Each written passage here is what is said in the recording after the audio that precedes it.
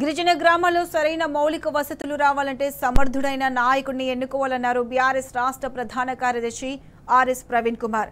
కాగజ్ నగర్ మండలంలో రేపటి నుంచి ప్రారంభం కానున్న సర్పంచుల నామినేషన్ల దృష్ట్యా పలు గిరిజన గ్రామాల్లో ఆయన పర్యటించారు.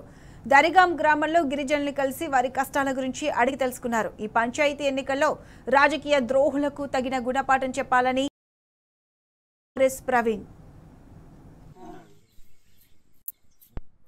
పంచాయతీలో మనం ఉన్నాం. ఇది దరిగామ గ్రామ పంచాయతీ ఎన్జిఓ కాలనీ, దరిగామ గ్రామ పంచాయతీ రెండు కలిపి ఒక జీపీ.